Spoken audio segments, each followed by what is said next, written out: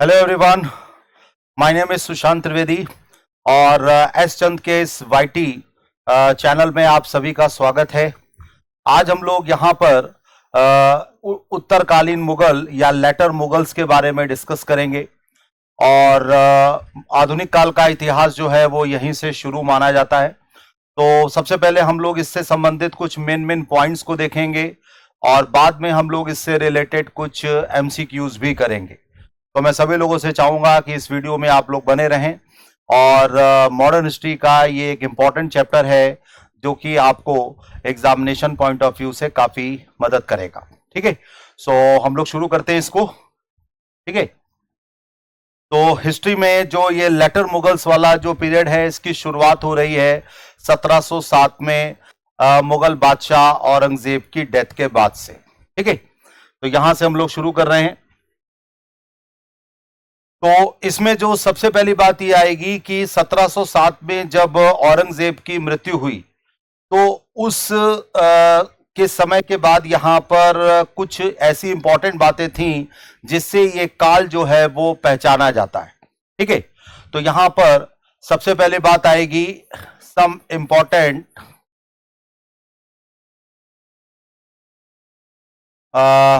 Facts. ठीक है, तो इसमें जो पहली बात आएगी वो ये कि यहां पे कमजोर उत्तराधिकारी हैं। ठीक है, मतलब यहां पर आप कह सकते हैं कि औरंगजेब के बाद आने वाले जितने भी शासक थे वो सबके सब कमजोर थे। दूसरी बात यहां पर आ रही है कि उत्तराधिकार का युद्ध जो कि हमें जहांगीर के बाद शाहजहां से भी देखने को मिलता है, औरंगजेब में उसकी एक चरम परिणति है, वो यहां पर अब हर शासक से जुड़ा हुआ है। ठीक है, तो यहां पर पहली बात ये आई। दूसरा यहां पर आया उत्तराधिकार का युद्ध। ठीक है, तीसरी बात जो यहां पर आ रही है वो ये कि यहां पर जो मतलब नोबल क्लास है, जो मतलब हम ये कह सकते हैं कि एलिट क्लास थी या जो मतलब रईस लोग थे, ठीक है, उनकी यहां पर शक्ति में काफी वृद्धि हो रही है। ठीक है, तो increase in the power of nobles. ठीक है, नोबल्स भी कह सकते हैं, एलिट क्लास भी कह सकते हैं। ठीक है, तो ये एक अगली इसकी विशेषता आ रही है। फिर यहां पर एक ये जो नोबल क्लास है ये किंग मेकर की भूमिका निभा रहे हैं, या खुद ये राजा नहीं बन रहे हैं बल्कि राजा बना रहे हैं। तो ये जो नोबल क्लास है ये यहां पर किंग मेकर या राजा बनाने वाले जो हैं वो उभर कर आ रहे हैं।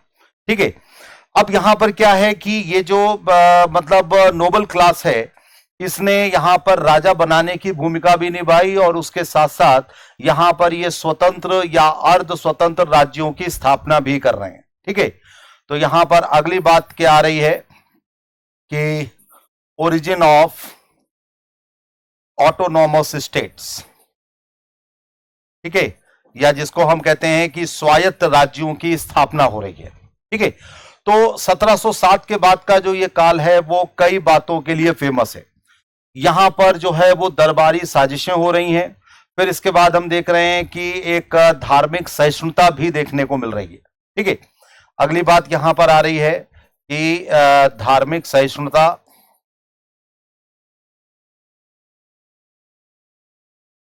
फिर यहां पे आ रहा है दरबारी साजिश।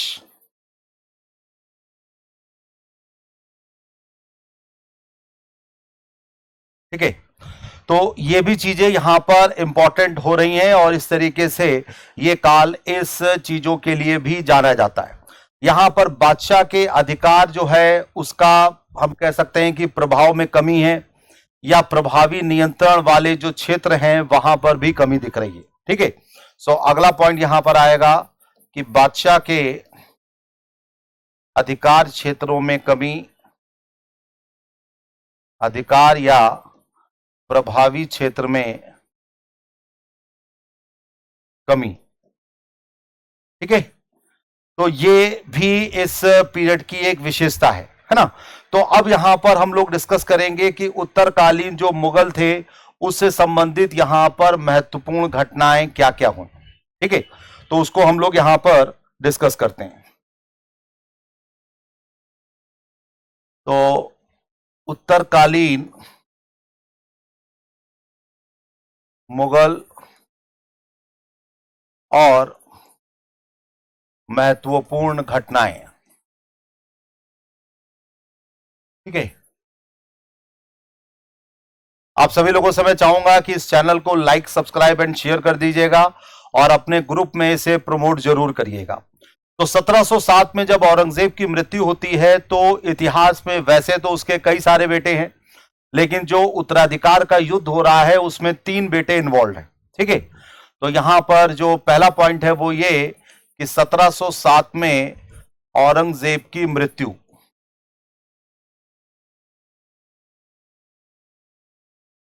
ठीक है, और दूसरी बात फिर आ रही है उत्तराधिकार का युद्ध।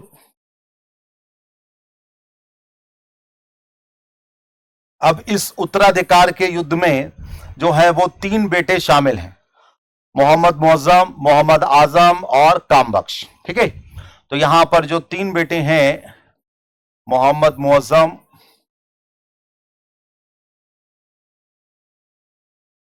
मोहम्मद आजम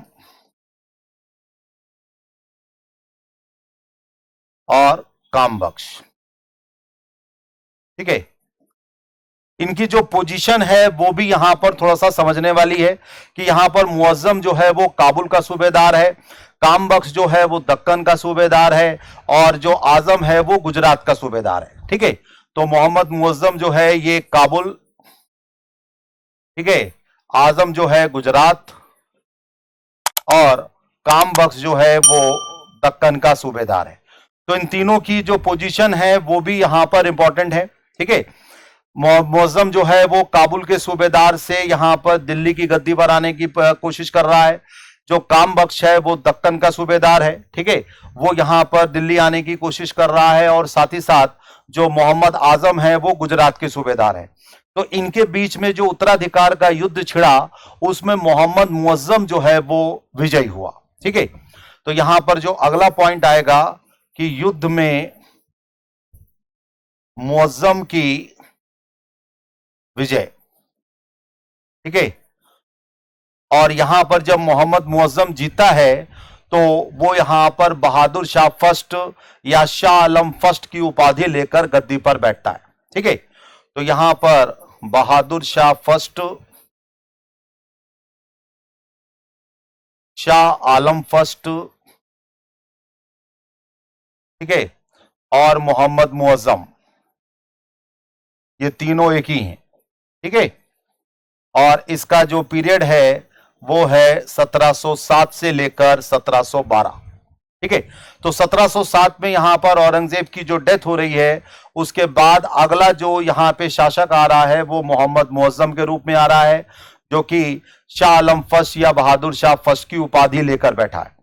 जिस समय मोहम्मद मुअज्जम गद्दी पर बैठा है उस समय उसकी आयु लगभग 63 साल है ना, और सबसे बड़ा पुत्र जो है वो यही माना गया है। ठीक है, तो इस समय बहादुर शाह या शाह आलम की जो आयु है वो लगभग 63 वर्ष के आसपास है। तो एक बार मैं सभी लोगों से चाहूंगा कि स्लाइड पर फोकस करें। ठीक है, हम लोग फिर आगे बढ़ते हैं। अब ये जो मोहम्मद मुअज्जम है, ये इसकी जो नीतियां हैं वो अपने फादर के जस्ट अपोजिट हैं। जैसे औरंगजेब की जो है वो किसी से बनी नहीं, लेकिन जो मोहम्मद मुअज्जम है वो सभी से बनाकर रखना चाहते हैं। ठीक है, तो अब हम लोग यहां पर इसकी नीतियों पर फोकस करेंगे। ठीक है, बहादुर शाह फर्स्ट, बहादुर शाह फर्स्ट। ठीक है, तो पहली बात यहां पर आएगी कि इसकी जो नीतियां हैं वो अपने पिता के विपरीत हैं।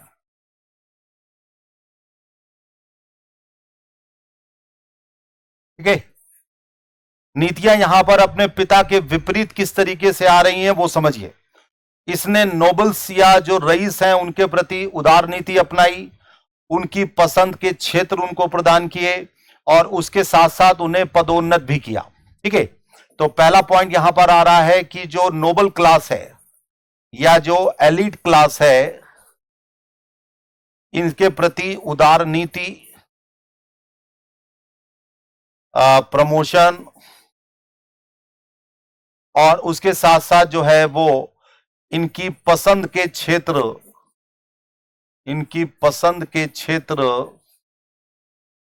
प्रदान करना। ठीक है, तो नोबल्स के प्रति यहां पर ये जो इनकी नीति रही, और इसके परिणाम स्वरूप हम देख रहे हैं कि जो राज्य की वित्तीय स्थिति है वो काफी ज्यादा बिगड़ती है। राज्य की जो वास्तविक शक्ति है वो वजीर जुल्फिकार खान के पास है। ठीक है, तो इसका प्रभाव हम देखें तो प्रभाव में हम कह सकते हैं कि वित्तीय शक्ति का बिगड़ना या वित्तीय स्थिति का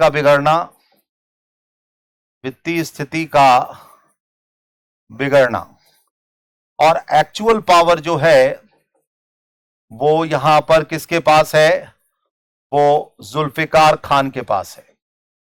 ठीक है, जुल्फिकार खान जो है वो यहां पे वास्तविक शक्ति को लेकर चल रहा है। अब बहादुर शाह फर्स्ट जो है वो हिंदुओं के प्रति जो है वो एक टॉलरेंट या सहिष्णु रवैया अपनाते हैं, लेकिन जजिया को उन्होंने पूरी तरीके से समाप्त नहीं किया। ठीक है, तो अगली बात यहां पर आएगी कि हिंदुओं के प्रति सहिष्णु रवैया अपनाना। ठीक है, लेकिन जजिया समाप्त ना करना। ठीक है, अब कुछ इतिहासकार ये भी लिखते हैं कि कुछ जगह पर जजिया समाप्त हुआ है ना, लेकिन ज्यादातर जो इतिहासकार हैं वो ये मानते हैं कि जजिया इसके समय पूरी तरीके से समाप्त नहीं हुआ। ठीक है, अब यहां पर क्या हुआ कि जो राजपूत शक्ति थी जिसका औरंगजेब से लगातार जो है वो संघर्ष चलता रहा, तो यहां पर मारवाड़ और मेवाड़ की जो स्वतंत्रता है उसको मान्यता दी गई, लेकिन जो राजपूत वर्ग है वो मतलब मुगलों के प्रति पूरी तरीके से समर्पित योद्धा नहीं बन पाए। ठीक है, तो अगली बात जो यहां पर आ रही है राजपूत नीति। ठीक है, तो मेवाड़ और मारवाड़ को मान्यता देना, किंतु इन राज्यों का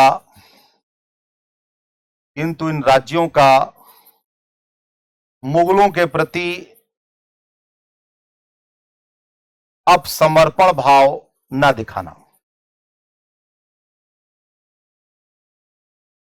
ठीक है, क्योंकि यहां पर जो है औरंगजेब के साथ जो इनका एक लंबा संघर्ष चला, उसके कारण हम देख रहे हैं कि जो राजपूत वर्ग है वो मुगलों से धीमे धीमे दूर होता जा रहा है। मराठों के प्रति भी यदि हम नीतियों को देखें तो ये भी आधे अधूरे मेल मिलाप वाली रही है ना।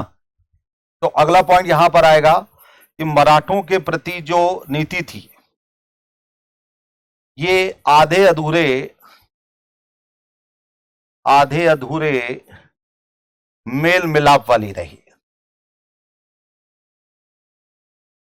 ठीक है, तो ये जो आधा अधूरा मेल मिलाप है इसको हम किस तरीके से समझें, जैसे बहादुर शाह फर्स्ट जो है वो साहू को, जो कि संभाजी का पुत्र है, उसको रिहा करते हैं, लेकिन वो साहू को असली राजा नहीं मानते। ठीक है, तो यहां पर इसको हम समझें तो उदाहरण के रूप में साहू को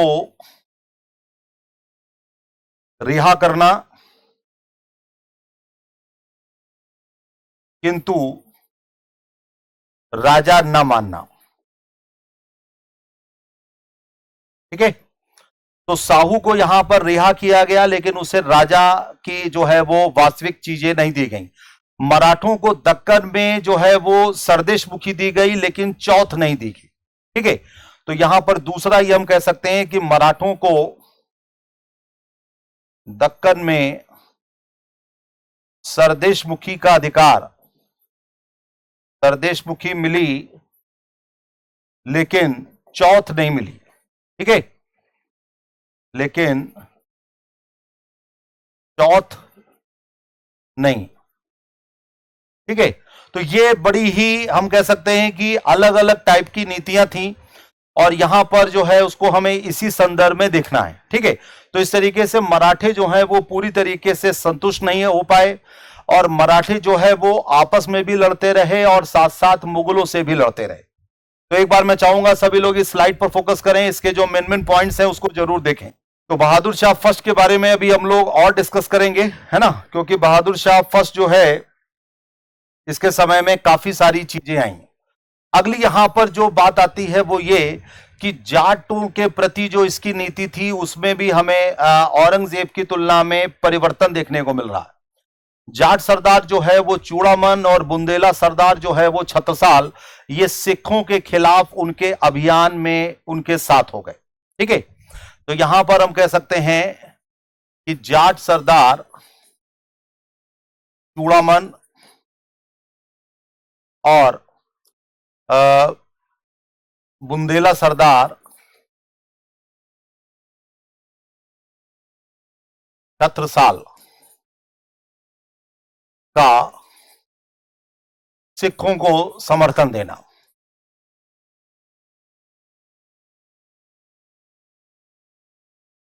ठीक है, तो ये चीजें यहां पर आ रही हैं। अब जैसे 10वें सिख गुरु हैं गुरु गोविंद सिंह, गुरु गोविंद सिंह को यहां पर ऊंचा मनसब दिया गया, लेकिन है ना गुरु गोविंद सिंह के बाद हम देख रहे हैं कि बंदा बहादुर के विद्रोह का सामना जो है वो यहां पर बहादुर शाह को मतलब करना पड़ा। तो यहां पर गुरु गोविंद सिंह को ऊंचा मनसब देना, लेकिन बंदा बहादुर के साथ विद्रोह। ठीक है, तो बंदा बहादुर जो है वो इनको स्वीकार नहीं कर रहे हैं, बंदा बहादुर के विद्रोह का इनको सामना करना पड़ रहा है और बंदा बहादुर के खिलाफ अभियान के दौरान ही बहादुर शाह फर्स्ट की डेथ होती है। ठीक है, सो अगला यहां पे पॉइंट आएगा कि बंदा बहादुर के साथ अभियान के दौरान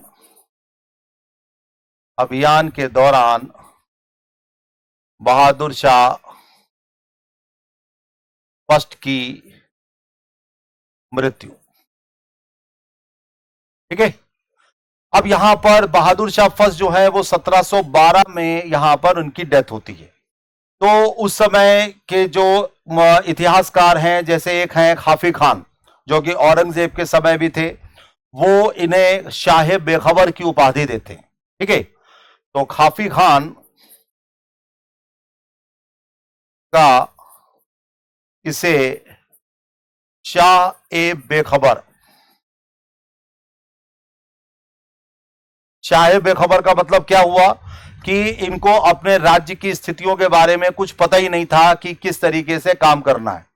तो खाफी खान जैसे इतिहासकार जो हैं वो इन्हें शाह बेखबर कह रहे हैं। अगला यहां पर जो शासक बना वो बना जहांदार शाह।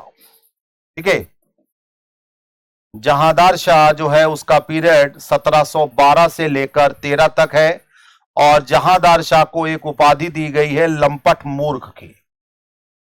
ठीक है, जहांदार शाह को यहां पर लंपट मूर्ख की उपाधि दी गई है। तो अब मुगल बादशाहों की यह स्थिति हो गई थी कि उन्हें इस तरीके के टाइटल मिल रहे हैं। बहादुर शाह फर्स्ट की जब डेथ हुई तो उसके बाद मुगलों के राजनीतिक क्षेत्र में एक नई तरीके की राजनीति उभर कर आती है। तो अब यहां पर जो किंग मेकर्स हैं या जो राजा बनाने वाले हैं उनकी भूमिका बढ़ रही है और राजा जो है वो उनके हाथ की सिर्फ एक कठपुतली या एक पपेट बनकर रह गया है। ठीक है, तो यहां पर जहांदार शाह जो है ये भारत का पहला मुगल शासक है जो कठपुतली शासक था। ठीक है, तो इसके समय में हम देख रहे हैं कि बहादुर शाह के बाद, बहादुर शाह फर्स्ट के बाद राजनीति में परिवर्तन, राजनीति में परिवर्तन, और यह परिवर्तन हम देख रहे हैं कि जो नोबल क्लास है वो अब यहां पर किंग मेकर की भूमिका में आ गई है। नोबल क्लास किंग मेकर की भूमिका में, और जहांदार शाह ये पहला शासक, पहला कठपुतली शासक।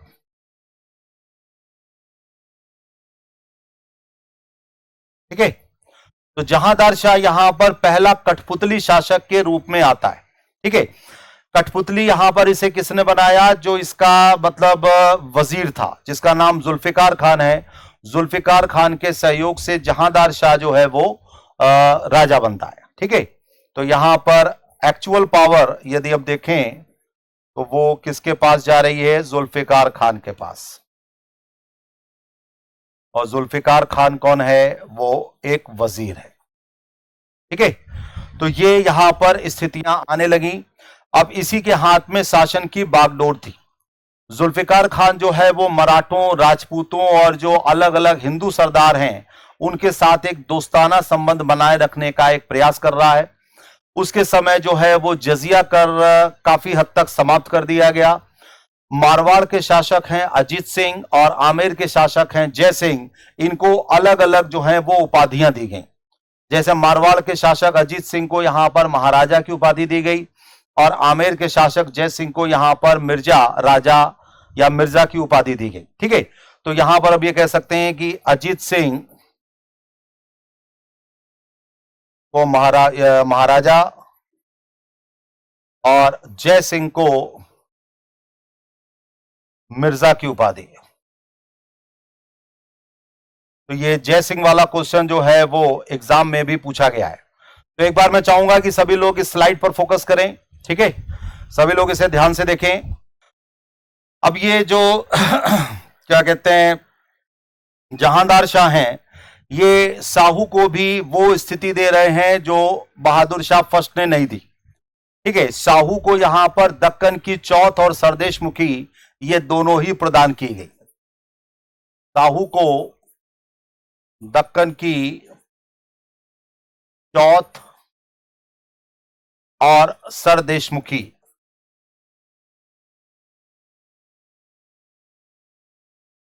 प्रदान करना।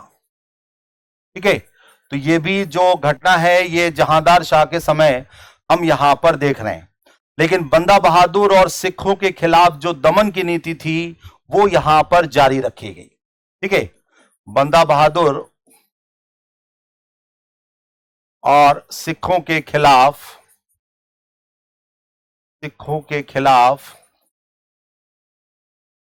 दमन की नीति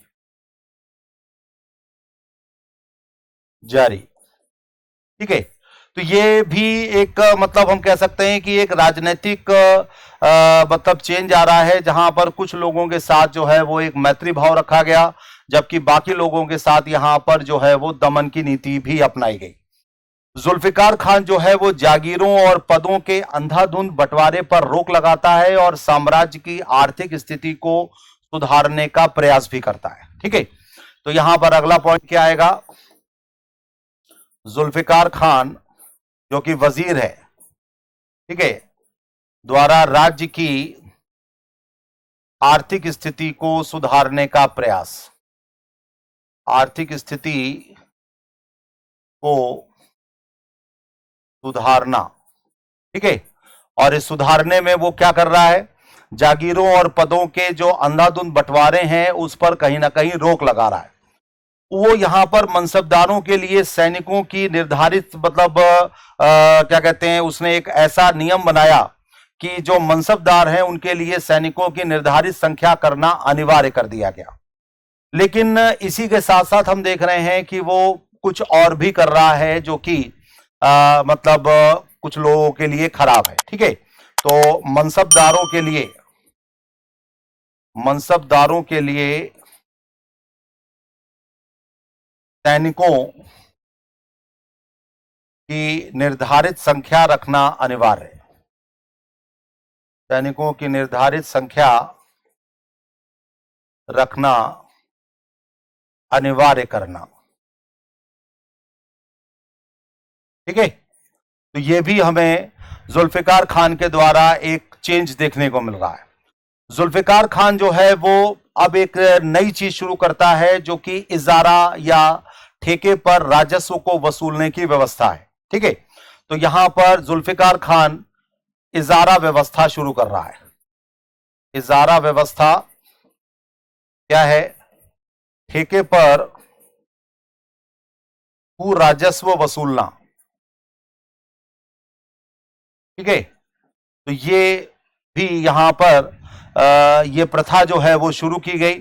तो इजारा या जो राजस्व मतलब ठेकेदारी को इससे बढ़ावा मिला और इसका परिणाम ये हुआ कि किसानों पर अत्याचार जो है वो जरूरत से ज्यादा बढ़ गए। ठीक है, इजारा व्यवस्था की शुरुआत करना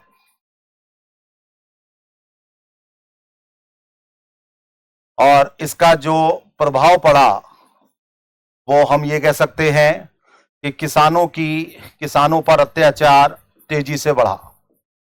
किसानों पर अत्याचार का तेजी से बढ़ना। ठीक है, क्योंकि यहां पर क्या है कि ठेके पर भू राजस्व वसूलने का मतलब यह हुआ कि जो जितनी ज्यादा बोली लगाता था उसी को यहां पर यह ठेका दे दिया जाता था। जहांदार शाह के समय हम ये देख रहे हैं कि एक वेश्या है जिसका नाम है लाल कुंवर, है ना, वो एक नाचने वाली है और वो दरबार पर नियंत्रण बनाकर रख रही है। ठीक है, तो जहांदार शाह के समय एक वेश्या जिसका नाम है लाल कुंवर का दरबार पर नियंत्रण। ठीक है, तो यहां पर अब ये स्थिति आ रही थी कि जो वेश्याएं थीं वो यहां पे नियंत्रण कर रही हैं। ठीक है, तो जहांदार शाह को हटाकर फर्रुख सियर जो है वो गद्दी पर बैठता है और फर्रुख सियर जो है सैयद बंधुओं के समर्थन से गद्दी पर बैठ रहा है। ठीक है, तो अब यहां पर हम कह सकते हैं कि सैयद बंधुओं के सहयोग से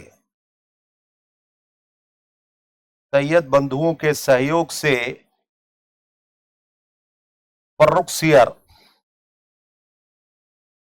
का युद्ध में जहांदार शाह को हराना। ठीक है, तो एक बार मैं चाहूंगा सभी लोग इस स्लाइड पर फोकस करें। ठीक है, इसके जो भी मेन पॉइंट्स हैं उसको एक बार सभी लोग देख लें, है ना, एग्जामिनेशन पॉइंट ऑफ व्यू से काफी इंपॉर्टेंट है ये। ठीक है, तो अब हम लोग यहां पे डिस्कस करेंगे फर्रुख सियर को, है ना, क्योंकि फर्रुख सियर यहां पे अगला शासक बन रहा है। फर्रुख सियर का जो पीरियड है वो है 1713 से लेकर 1719 और इसको भी एक उपाधि दी गई है घृणित कायर की। ठीक है, तो बहादुर शाह फर्स्ट को शाहे बेखबर, जहांदार शाह लंपट मूर्ख और फर्रुख सियर जो हैं वो घृणित कायर के रूप में फेमस हुए। तो यहां पे क्या हो रहा है कि फर्रुख सियर के बारे में जैसा अभी डिस्कस किया था कि सैयद बंधुओं के सहयोग से वो गद्दी पर बैठ रहा है। सैयद बंधु जो हैं वो इतिहास में राजा बनाने वाले या किंग मेकर्स के नाम से जाने जाते हैं। ठीक है, तो यहां पर पहला पॉइंट आता है कि सैयद बंधु के सहयोग से गद्दी प्राप्त करना। तो अब ये सैयद बंधु कौन है? सैयद बंधु बेसिकली दो भाई हैं, एक है अब्दुल्ला खान, ठीक है, और दूसरा है हुसैन अली खान। तो अब्दुल्ला खान बड़ा भाई था, हुसैन अली खान छोटा भाई था। ठीक है, और ये इतिहास में किंग मेकर्स या राजा बनाने वाले के रूप में फेमस हैं। किंग मेकर्स के रूप में प्रसिद्ध। ठीक है, इन्होंने कुल 6 लोगों को मुगल बादशाह बनाया या 6 लोगों को मुगल जो गद्दी थी उसको प्राप्त करने में मदद की। ठीक है, अब यहां पर क्या हो रहा है कि हुसैन अली खान को मीर बख्शी बनाया गया और अब्दुल्ला खान को वजीर बनाया गया। तो अब्दुल्ला खान यहां पर वजीर या प्रधानमंत्री के पद पर आए और हुसैन अली खान यहां पर मीर बख्शी के रूप में आए। तो मीर बख्शी जो है वो बेसिकली एक सैन्य प्रमुख की एक पोस्ट थी जहां पर वो सबसे ज्यादा इंपॉर्टेंट मानी जाती थी। सैयद बंधु यहां पर क्या कर रहे हैं कि जुल्फिकार खान जो कि बहादुर शाह फर्स्ट और जहांदार शाह के समय वास्तविक शक्ति ले रहा था, उसको यहां पर मार डालते हैं और प्रमुख पदों पर नियुक्ति करते हैं। ठीक है, तो यहां पर अगला पॉइंट क्या है कि सैयद बंधुओं द्वारा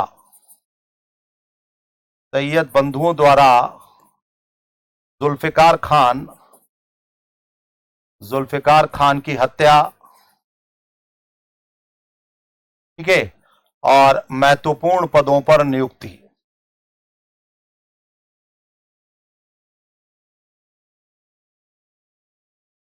ठीक है, तो इस तरीके से सारा का सारा कंट्रोल जो है वो सैयद बंधुओं के पास आ गया।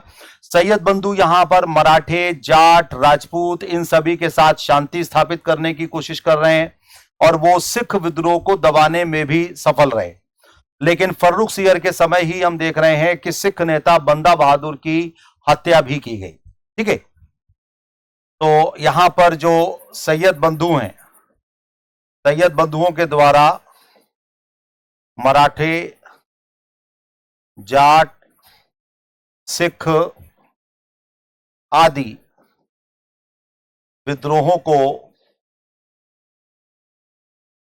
समाप्त करना, ठीक है, और बंदा बहादुर की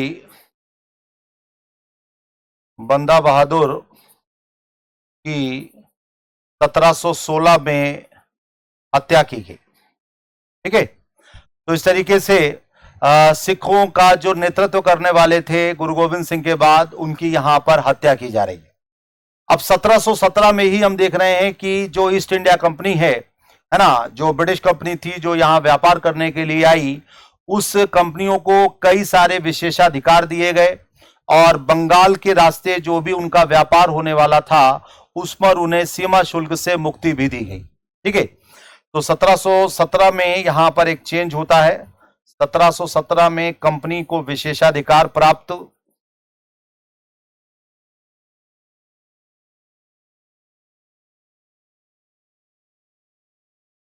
और बंगाल में इन्हें दस्तक का अधिकार मिला। तो दस्तक का मतलब होता है सीमा शुल्क मुक्त व्यापार, या ठीक है, सीमा शुल्क मुक्त व्यापार का अधिकार। तो दस्तक का अधिकार जो है वो यहां पर इनको प्राप्त हो रहा है और इस तरीके से जो ईस्ट इंडिया कंपनी है उसे कई सारी चीजें यहां पर रियायतों के रूप में मिल रही है। तो सैयद बंधुओं ने यहां पर जजिया को पूरी तरीके से समाप्त कर दिया और कई जगहों पर तीर्थ यात्रा कर को भी समाप्त कर दिया। ठीक है, सो एक बार मैं चाहूंगा कि आप सभी लोग इस स्लाइड पर फोकस करें।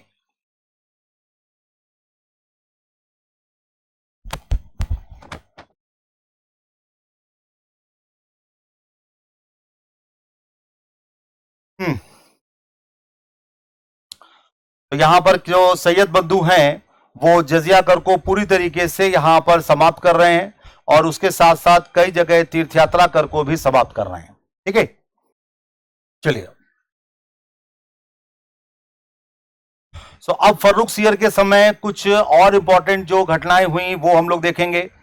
सैयद बंधुओं की जो जबरदस्त ताकत की उसके वजह से हम देख रहे हैं कि सैयद बंधु और फर्रुख सियर के बीच में मतभेद यहां पर बढ़ते जा रहे हैं और फर्रुख सियर यहां पर फर्रुख सियर जो है वो सैयद बंधु के खिलाफ 3 बार साजिश कर रहा है और उन्हें हटाने की कोशिश कर रहा है।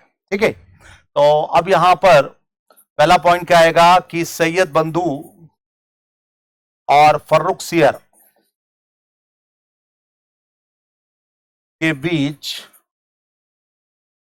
मतभेदों का बढ़ना,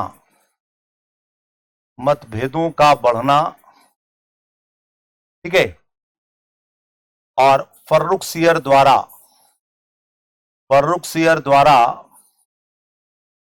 सैयद बंधुओं को हटाने के लिए 3 बार प्रयास करना या 3 बार नाकाम प्रयास करना। ठीक है, तो अब यहां पर सैयद बंधुओं को भी लगने लगा कि फर्रुख सियर को हटाना यहां पर जरूरी हो गया है। तो सैयद बंधुओं ने बालाजी विश्वनाथ, जो कि मराठा पेशवा थे, उनके साथ मिलकर एक गठबंधन किया और मराठा सैनिकों की मदद से फर्रुख सियर की हटाकर उसकी हत्या कर दी। ठीक है, तो यहां पर हम कह सकते हैं कि सैयद बंधुओं के द्वारा बालाजी विश्वनाथ के साथ मिलकर फर्रुख सियर को हटाना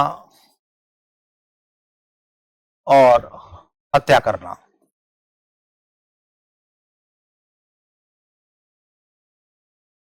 ठीक है, तो इस तरीके से यहां पर फर्रुख सियर का जो है वो समय समाप्त होता है। और फर्रुख सियर के बारे में जैसा भी मैंने आपको बताया था कि इसको घृणित कायर कहा गया है। तो अब यहां पर ये जो अगले जो शासक हैं वो भी सैयद बंधुओं के सहयोग से ही गद्दी पर आए। ठीक है, तो अगला जो शासक बन रहा है वो है रफी उद दरजात। ठीक है, और ये बहुत थोड़े समय के लिए गद्दी पर बैठाला गया। रफी उद दरजात जो है वो 1719 में फर्रुख सियर की हत्या के बाद जो है वो गद्दी पर बैठता है। रफी उद दरजात जो है वो रफी उस शान का बेटा था और ये फर्रुख सियर के बाद मुगल बादशाह बनता है। ठीक है, तो फर्रुख सियर के बाद सत्ता प्राप्त, ठीक है, और ये रफी उस शान का पुत्र। ठीक है, तो एक बार सभी लोगों से मैं चाहूंगा इस स्लाइड पर फोकस करें। ठीक है, अब ये जो रफी उद दरजात हैं ये भी चाहते हैं कि हमें सैयद बंधु का नियंत्रण जो है वो हमारे ऊपर ना हो। ठीक है, ये भी सैयद बंधुओं का कंट्रोल अपने ऊपर से हटाना चाहते हैं और लेकिन ये पूरी तरीके से उनके नाम पर ही प्रशासन चलाते थे। ठीक है, तो यहां पर सैयद बंधुओं के नाम पर पूरा प्रशासन चलाना। ठीक है, अब सैयद बंधुओं को भी लगने लगा कि ये भी हमारे हिसाब से सही नहीं है। तो रफी उद दरजात के बाद उसका भाई रफी उद दौला गद्दी पर बैठता है ना, और रफी उद दौला को जून 1719 में जो है वो खत्म कर दिया जाता है। रफी उद दौला जो है वो शाहजहां सेकंड की उपाधि लेकर गद्दी पर बैठता है। रफी उद दौला ये भी 1719 में ही बनाया गया और इसने शाहजहां सेकंड या शाहजहां टू की उपाधि ली। ठीक है, लेकिन सैयद बंधु जो है वो इसको भी यहां से हटा रहे हैं। ठीक है, और रफी उद दौला के बाद हम देख रहे हैं कि औरंगजेब का एक पोता है नेक सियर। ठीक है, उसे निकू सियर भी कहा गया है।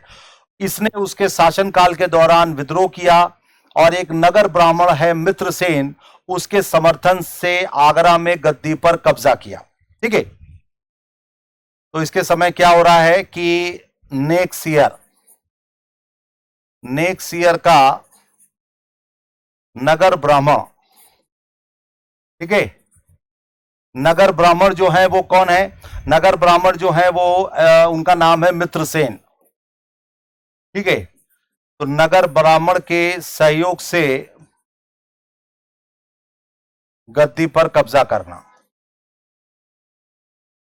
ठीक है, तो यहां पे इस तरीके से ये कब्जा हो रहा है। रफी उद दौला जो है वो यहां पर जब वो कब्जा करता है या इसके समय ये सब चीजें हो रही हैं, तो अब यहां पर जो सैयद बंधुओं में छोटा भाई है हुसैन अली खान यहां पे आगरा की ओर बढ़ता है और नेक सियर को कैद कर लेता है। ठीक है, तो यहां पर हुसैन अली खान का आगरा की ओर बढ़ना आगरा की ओर बढ़ना और नेक्सियर को कैद करना। ठीक है, तो इस तरीके से नेक्सियर जो है उनको भी यहां पर पकड़ लिया जाता है। रफीउद्दौला यहां पे शाहजहां सेकंड की उपाधि के साथ गद्दी पर बैठे, बहुत कम समय तक उन्होंने राज किया और फाइनली हम देखते हैं कि टीबी की बीमारी से उसकी मौत हो गई। इसके बाद जो है वो अगला शासक आता है मोहम्मद शाह। ठीक है, मोहम्मद शाह का पीरियड थोड़ा सा ज्यादा है, 1719 से लेकर 1748, और मोहम्मद शाह का एक टाइटल दिया गया है रंगीला। ठीक है, तो रंगीला टाइटल से मेरे ख्याल से आप सभी लोग समझ गए होंगे कि इनकी गतिविधियां किस तरीके की थी। मोहम्मद शाह जो है ये, इसका एक्चुअल नाम था रोशन अख्तर और ये बहादुर शाह फर्स्ट का पोता था। ठीक है, तो इसका जो वास्तविक नाम है वो है रोशन अख्तर और ये बहादुर शाह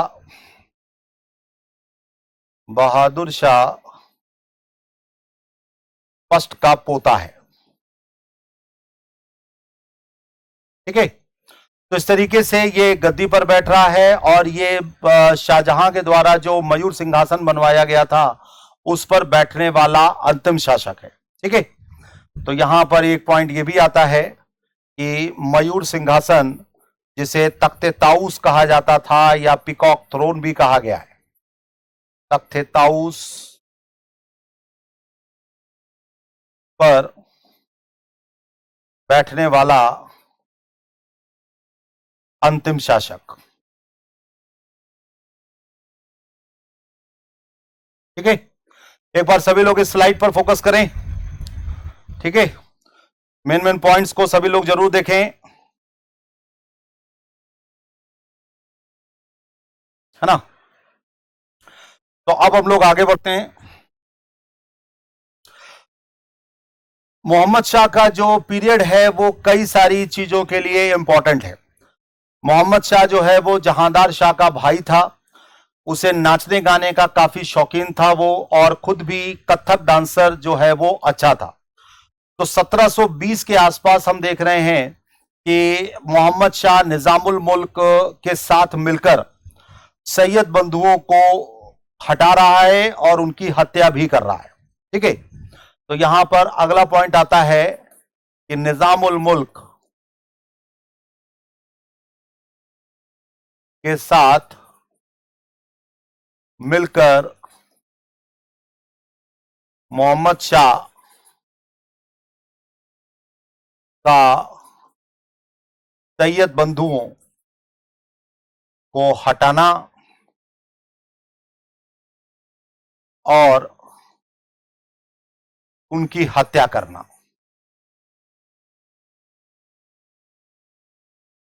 ठीक है, तो इस तरीके से सैयद बंधु जो हैं वो 1713 से लेकर 1720 तक एक बहुत इंपॉर्टेंट रोल में रहते हैं, कई सारे लोगों को मुगल बादशाह बनाते हैं और फाइनली निजामुल मुल्क के द्वारा जो है वो इन्हें गद्दी से हटा दिया जाता है। ठीक है, अब यहां पर क्या हुआ कि मोहम्मद शाह के समय कई राज्य जो हैं वो स्वतंत्र राज्य के रूप में उभर कर आ गए। ठीक है, तो मोहम्मद शाह के समय कई राज्यों का स्वतंत्र राज्य होना। ठीक है, जैसे बंगाल जो है वो मुर्शिद कुली खान के नेतृत्व में, मुर्शिद कुली खान, अवध सादत खान के नेतृत्व में, ठीक है, हैदराबाद निजामुल मुल्क के नेतृत्व में, ठीक है, और इसी तरीके से जो है वो भरतपुर चूड़ामन एंड बदन सिंह के नेतृत्व में, ठीक है, कर्नाटक जो है सादतुल्ला खान के नेतृत्व में, फर्रुखाबाद में बंगश पठान जो है वो अपनी स्वतंत्र सत्ता बनाते हैं। मोहम्मद शाह के समय में हम देख रहे हैं कि साम्राज्य में प्रशासन की काफी उपेक्षा है। ठीक है, तो इसके समय साम्राज्य में प्रशासन की उपेक्षा, और यह प्रशासन की उपेक्षा का ही एक परिणाम था कि ये कई सारे जो राज्य हैं ये स्वतंत्र राज्य के रूप में उभर कर आ रहे हैं। साम्राज्य के प्रभावी जो मतलब हम ये कह सकते हैं कि साम्राज्य का जो प्रभावी नियंत्रण वाला क्षेत्र है वो काफी हद तक सिकुड़ गया। ठीक है, या काफी हद तक कम हो गया। साम्राज्य के प्रभावी नियंत्रण वाला क्षेत्र का सिकुड़ना। ठीक है, तो इस तरीके से मोहम्मद शाह का जो पीरियड है वो ये चीजें यहां पर उभर के आ रही हैं। दूसरा यहां पर जो इंपॉर्टेंट घटना है वो ये कि मोहम्मद शाह के समय नादिर शाह का भारत पर आक्रमण होता है। 1739 में नादिर शाह भारत पर अटैक करता है, दिल्ली को लूटता है और मुगल साम्राज्य की कमजोरी जो है वो पूरी तरीके से उजागर हो जाती है। ठीक है, सो अगली इंपॉर्टेंट घटना यहां पर है 1739 में नादिर शाह का आक्रमण। ठीक है, दिल्ली को लूटना। ठीक है, और मुगल साम्राज्य की कमजोरी उजागर। मुगल साम्राज्य की कमजोरी उजागर हुई। ठीक है, तो एक बार सभी लोग इस स्लाइड पर फोकस करें, है ना। तो अब हम लोग यहां पे नादिर शाह के अटैक को डिस्कस करेंगे। ठीक है, नादिर शाह का आक्रमण 1739 की यह बहुत इंपॉर्टेंट घटना है। ठीक है, तो अब यहां पर जो नादिर शाह का अटैक हुआ उसके पीछे मतलब क्या कारण थे या क्या ऐसी चीजें थी वो यहां पर हम लोग समझते हैं। ठीक है, नादिर शाह जो है उसे ईरान का नेपोलियन कहा जाता था, वो ईरान का बादशाह था। वो वहां पर एक राष्ट्रीय नायक था जिसने अफगानों को ईरान से खदेड़ दिया। ठीक है, तो नादिर शाह को यहां पर एक नाम दिया गया है ईरान का नेपोलियन। ठीक है, ईरान का शासक।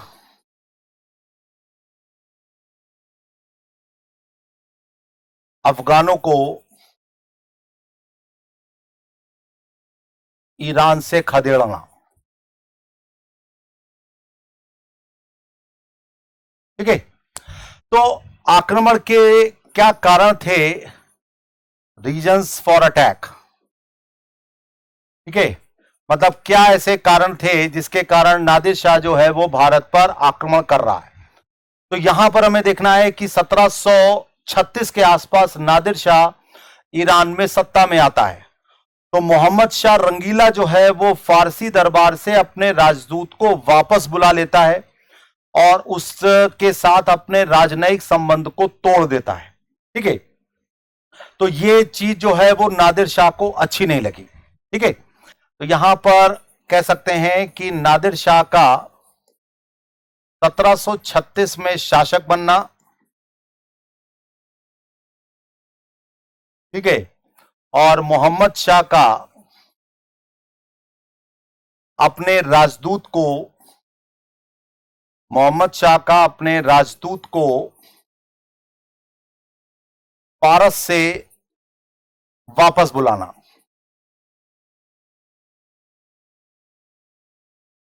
ठीक है, तो जब नादिर शाह गद्दी पर बैठ रहा है या बैठता है तो वहां पर हम देख रहे हैं कि मोहम्मद शाह अपने जो दूत है उसको वापस बुला रहा है। नादिर शाह मुगल दरबार में 3 दूत भेजता है, लेकिन उसके तीसरे दूत को रंगीला ने रोक लिया, जिसके कारण वो गुस्से में आता है या क्रोधित होता है। ठीक है, तो नादिर शाह का मुगल दरबार में 3 दूत रोकना, 3 दूत भेजना, ठीक है। लेकिन तीसरे दूत को रंगीला के द्वारा रोकना, ठीक है। और इससे नादिर शाह क्रोधित हुआ, ठीक है। मतलब ये जो तीसरा दूत था, ये इसको रंगीला ने अपने दरबार में रोक लिया, जिससे नादिर शाह को काफी खराब लगा। जब नादिर शाह ने अफगानिस्तान पर अटैक किया तो यहां पर जो कुछ अफगान सरदार थे उन्होंने मोहम्मद शाह रंगीला के यहां शरण ले ली, ठीक है। अगला पॉइंट यहां पर क्या आ रहा है, नादिर शाह का अफगानिस्तान पर आक्रमण,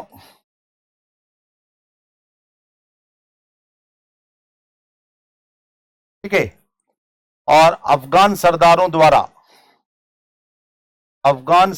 द्वारा रंगीला के यहां शरण लेना, ठीक है। इससे भी नादिर शाह को गुस्सा आया, ठीक है। अब यहां पर क्या हो रहा है कि उसको अटैक करने के लिए कुछ एक कारण होना चाहिए, और सादत खान और निजामुल मुल्क जो है वो नादिर शाह को भारत पर अटैक करने के लिए आमंत्रित कर रहे हैं, ठीक है। अगली चीज यहां पर क्या आई कि सादत खान जो कि अवध का नवाब था, और निजामुल मुल्क द्वारा नादिर शाह को भारत पर आक्रमण के लिए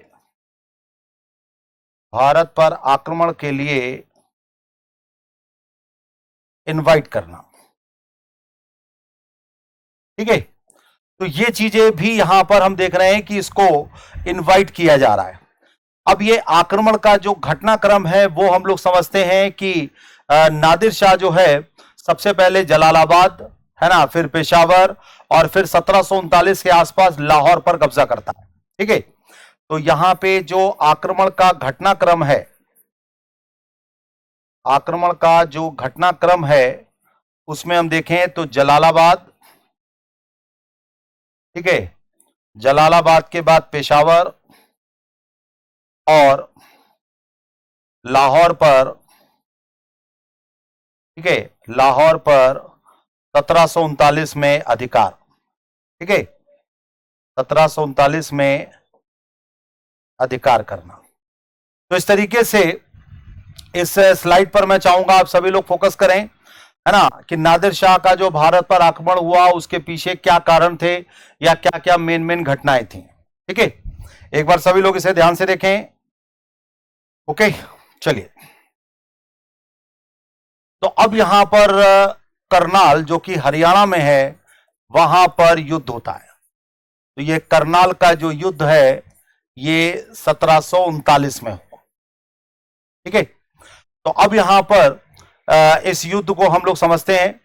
तो जब ईरानी सेना की जो लाहौर की ओर बढ़ना, फिर दिल्ली की ओर बढ़ना, तो इससे मोहम्मद शाह जो है वो अपनी सेना लेकर दिल्ली से बाहर निकला ताकि वो आक्रमणकारी का मुकाबला कर सके और उसे अपनी राजधानी में प्रवेश करने से रोक सके। लेकिन मोहम्मद शाह जो है वो एक कमजोर व्यक्ति था, तो वो यहां पर मुगल सेना की जो कमान है वो निजामुल मुल्क को ही देता है, ठीक है। तो यहां पर हम ये कह सकते हैं कि मुगल सेना की जो कमान है, मुगल सेना की कमान किसके पास है, निजामुल मुल्क के पास, ठीक है। क्योंकि मोहम्मद शाह जो है वो एक कमजोर व्यक्ति है। अब यहां पर क्या हो रहा है कि ये दोनों सेनाएं करनाल जो कि दिल्ली से लगभग 120 किलोमीटर नॉर्थ में है, वहां पर युद्ध के लिए आमने सामने हुई, और जो ईरानी सेना थी उसने मुगल सेना को बहुत बुरी तरीके से हराया, ठीक है। तो युद्ध में ईरानी सेना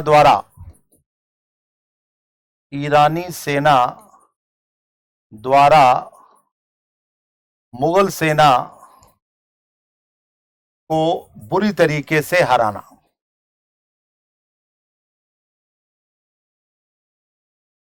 ठीक है। तो इस तरीके से जो मुगल सेना थी वो बुरी तरीके से परास्त होती है।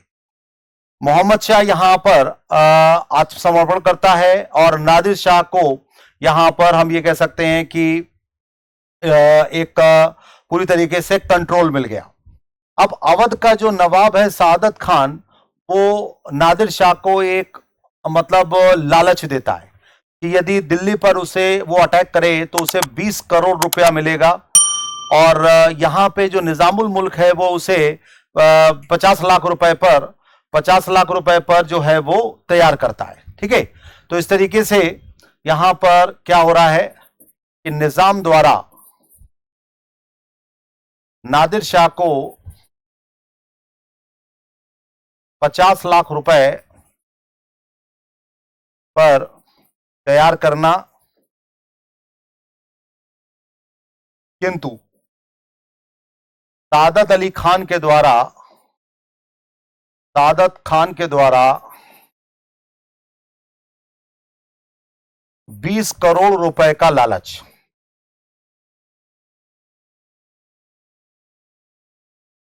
ठीक है।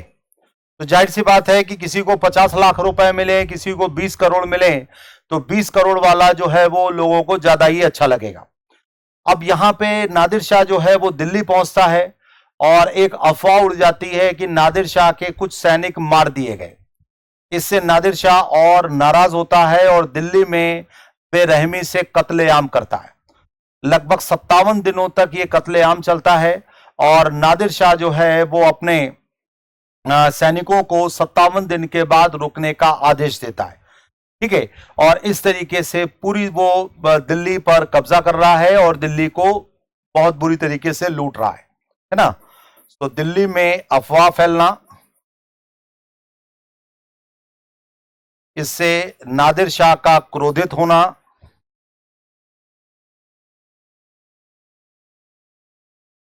ठीक है, और दिल्ली में कत्लेआम,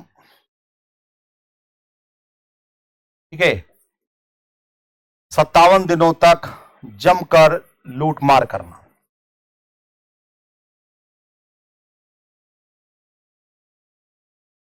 ठीक है। तो एक बार सभी लोग इस स्लाइड पर फोकस करें, है ना, मेन मेन पॉइंट्स पर सभी लोग ध्यान दें यहां पर।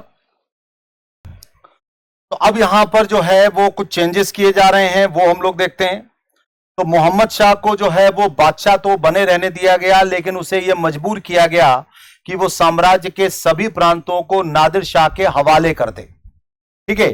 और खासतौर से नादिर शाह को यहां पर वो एरियाज मिले जो सिंधु नदी के पश्चिम में पड़ रहे थे। ठीक है। तो ये चीजें यहां पर समझने वाली हैं। मोहम्मद शाह को बादशाह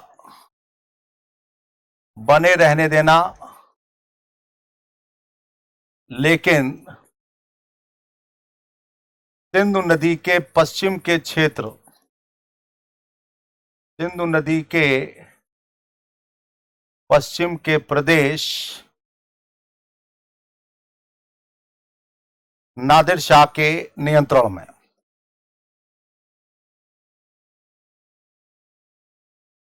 ठीक है। तो यहां पर मोहम्मद शाह जो है वो एक नाम मात्र का ही बादशाह रहा और उसका जो क्षेत्र था वो यहां पे नादिर शाह अपने कंट्रोल में है लेके आ। नादिर शाह ने दिल्ली को बहुत बुरी तरीके से लूटा, खजाना लगभग खाली हो गया था, और जब नादिर शाह यहां से वापस जाता है तो उसके पास तख्ते ताऊस जिसमें कोहिनूर हीरा लगा हुआ था और उसके साथ साथ करोड़ों की संपत्ति भी ले गया। ठीक है। तो वापसी में नादिर शाह के पास करोड़ों की संपत्ति,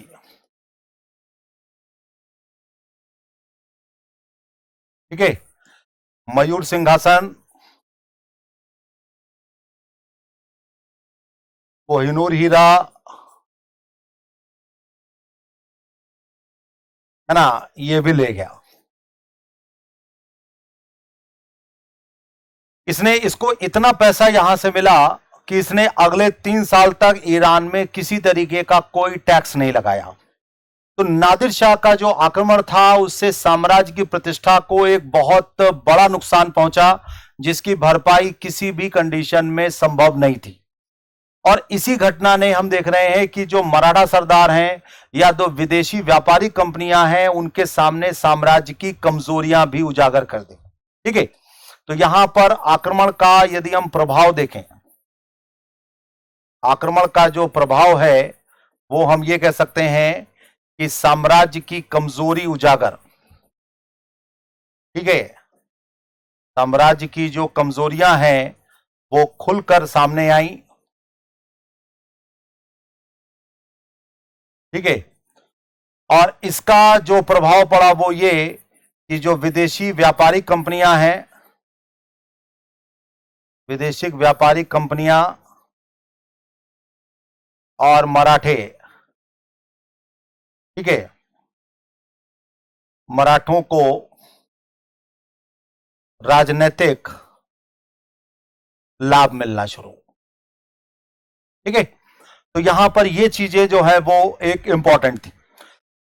1748 में मोहम्मद शाह की डेथ हो जाती है और उसके बाद अगला शासक बनता है अहमद शाह। ठीक है, तो अहमद शाह यहां पे अगला शासक बना।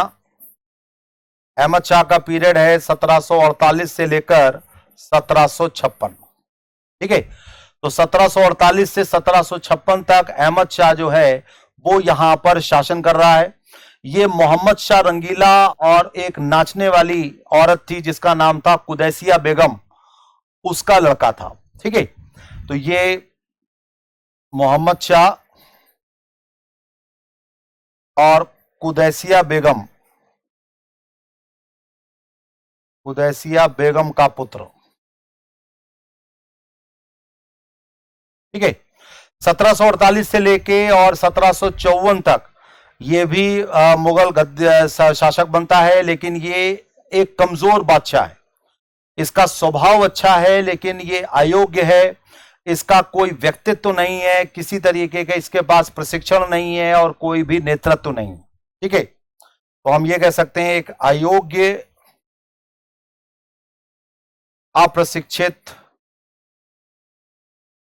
अप्रशिक्षित, ठीक है, नेतृत्वहीन शासक। ठीक है, एक बार सभी लोग इस स्लाइड पर फोकस करें।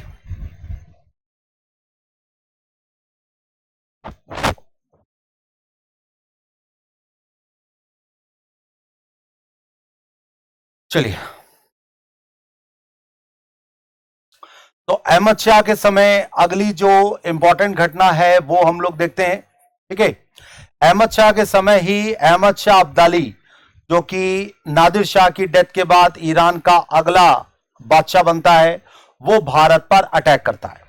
तो अहमद शाह अब्दाली के भारत पर अटैक जो है वो मोहम्मद शाह के समय से ही शुरू हो गए थे, लेकिन अहमद शाह के समय यहां पर अटैक्स की संख्या बढ़ती है और अहमद शाह अब्दाली जो है वो उत्तर पश्चिमी पंजाब, है ना, इस सब क्षेत्रों को लूटता है और वहां से पैसे और जमीन को छीनता है।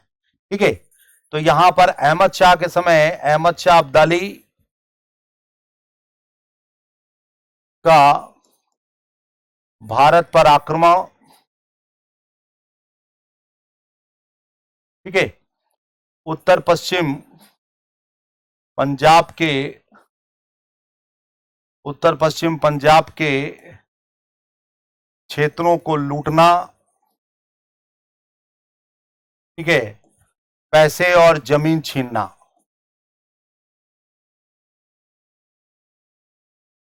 ठीक है, अहमद शाह के समय हम देख रहे हैं कि जो मराठे हैं वो भी अपनी शक्ति को बढ़ा रहे हैं, मालवा और बुंदेलखंड वो भी छीन रहे हैं। ठीक है, तो यहां पर अगला पॉइंट क्या आएगा, मराठों द्वारा मालवा और बुंदेलखंड छीनना। ठीक है, तो इस तरीके से यहां पर ये चीजें आ रही हैं। इसकी का वजीर है इमादुल मुल्क, वो अहमद शाह को अंधा कर देता है और सलीमगढ़ के किले में कैद कर देता है। ठीक है, तो यहां पर इसके वजीर इमादुल मुल्क इमादुल मुल्क का इसे अंधा करना और सलीमगढ़ के किले में कैद करना। ठीक है, तो इस तरीके से यहां पर इमादुल मुल्क जो है वो मराठों के साथ मिला हुआ है और वो यहां पर अहमद शाह को हटाता है और उसके साथ साथ जो है उसे गद्दी पर कब्जा करने के साथ साथ एक नया बादशाह यहां पर नियुक्त किया जा रहा है जो कि है आलमगीर सेकंड। ठीक है, तो अगला यहां पे जो बादशाह आया वो है आलमगीर सेकंड। आलमगीर सेकंड का पीरियड है 1754 से 1759। ठीक है, यह भी एक कमजोर व्यक्ति है जो कि अपने वजीर इमादुल मुल्क के हाथ की कठपुतली है। तो ये जहांदार शाह का दूसरा बेटा था और अहमद शाह को गद्दी से हटाने के बाद इमादुल मुल्क के सहयोग से यह गद्दी पर बैठता है। ठीक है, तो यहां पर हम ये कह सकते हैं कि इमादुल मुल्क के सहयोग से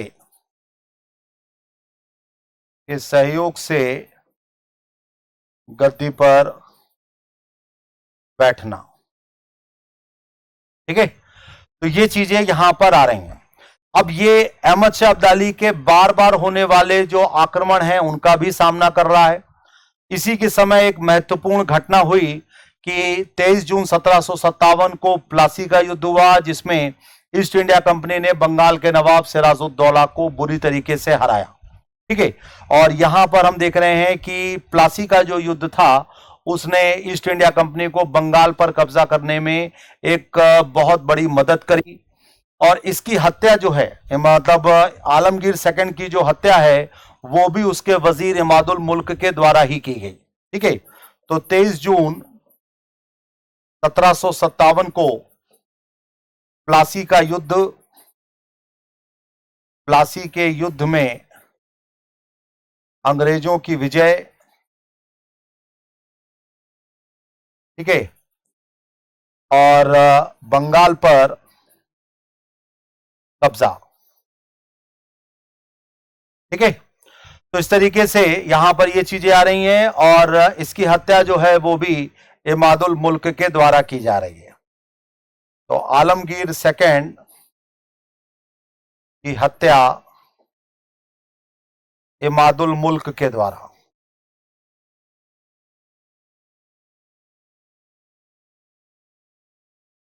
ठीक है, एक बार सभी लोग इस स्लाइड पर फोकस करें। चलिए, तो आप सभी लोगों से मैं ये भी कहना चाहूंगा कि इस चैनल को लाइक सब्सक्राइब एंड शेयर जरूर करें और अपने ग्रुप में इसे प्रमोट करें ताकि और लोगों को भी इसका फायदा हो। अब यहां पे अगला जो शासक बनता है वो है शाह आलम सेकंड जिसको अली गौहर के नाम से भी जाना जाता है। तो अगला शासक यहां पर कौन बन रहा है? शाह आलम सेकंड जिसको अली गौहर कहा गया। एक्चुअली नाम इसका अली गौहर ही था।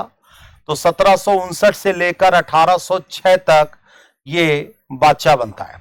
ठीक है, अकबर और औरंगजेब के बाद ये तीसरा शासक है जिसका समय काल इतना ज्यादा है।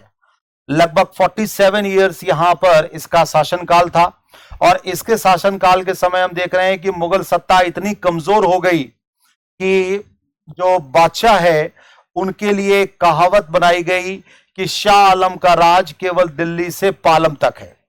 तो पालम जो है वो दिल्ली का ही एक उपनगर है और इस तरीके से जो मुगल बादशाह था उसकी सत्ता केवल दिल्ली से पालम तक रह गई। ठीक है, तो यह हम कह सकते हैं कि एक कमजोर,